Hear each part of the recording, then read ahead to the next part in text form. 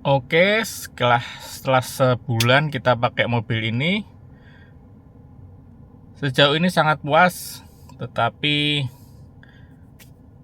kita coba perlu kritiki soal UX dan UI ya di mobil Etowan ini. Sejauh ini video-video kita selalu bahas soal plusnya, kali ini kita bahas minusnya dari sisi UX dan UI. Oke, yang pertama yang kutemukan adalah tombol ini, dan ini ambigu ya. Kenapa harus ada dua yang fungsinya mirip sekali? Harusnya bisa dipakai salah satu, dipakai yang lain. Yang kedua, tombol customize-nya ini minim sekali customisasinya ya, susah. Coba kita lihat, aku tekan lama tadi untuk setting. Tuh.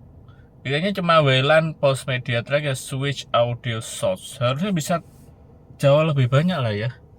Misalnya matiin AC, misalnya matiin layar, banyak lah. Sayang sekali tidak dimaksimalkan ya. Di sini ada tombol scroll ya. Ini oke sekali sebenarnya scrollnya. Tapi sayang, harusnya bisa dimaksimalkan. Misalnya ini untuk volume saja. Aku nggak bisa tahu untuk fungsi yang lain. Harusnya misalnya ya, kalau lebih ini BYD kombinasi kan bisa. Misalnya kalau di komputer kan ada control slide. Misalnya kita kontrol ini dipencet sama ini dipencet, misalnya jadi penurun suhu atau pengatur kipas, lebih berfungsi ya. Jadi ini cepet tekan sambil ini digeser, suhunya menurun. Oke, selanjutnya minusnya adalah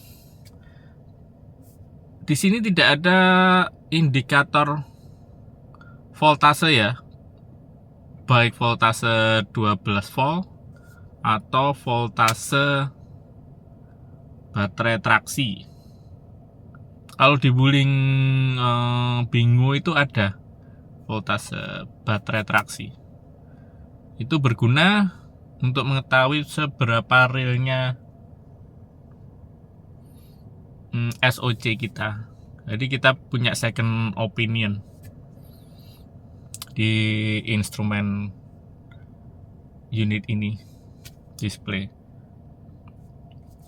Di sini ada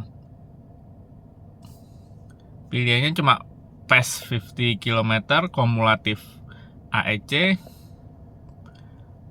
TPMS, driving time, average speed, dan muter lagi.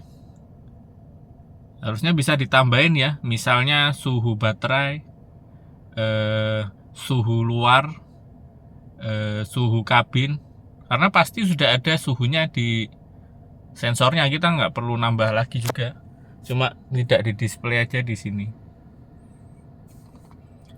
Suhu inverter, controller, atau suhu motor listrik bisa ditambahkan, karena space-nya masih sangat luas dan harusnya bisa dimaksimalkan untuk menampilkan informasi-informasi.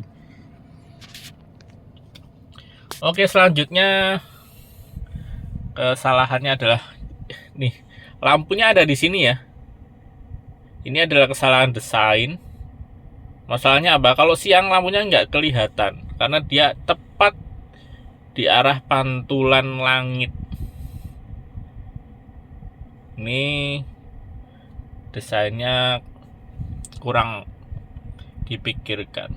Jadi kalau siang tidak kelihatan antara on dan off.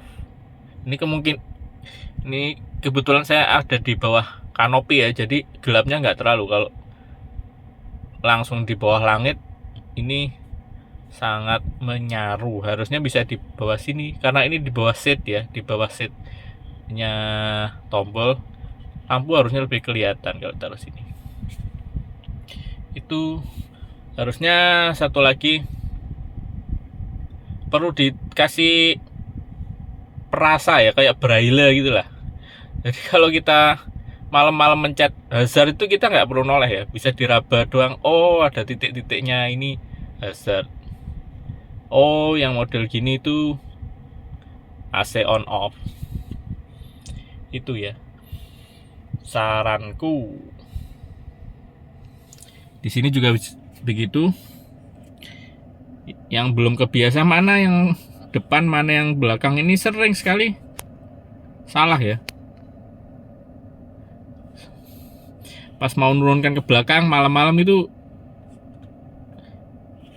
mana yang depan mana yang salah, ini sering ketukar.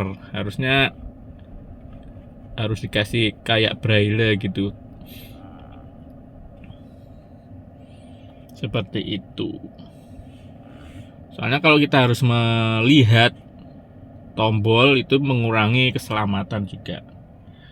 Yang kedua ini yang mungkin yang paling hadah ya. Ini layar gede sekali ya, tapi fungsinya cuma dipakai yang bawah ini doang. Berapa persen ya? 10% ya.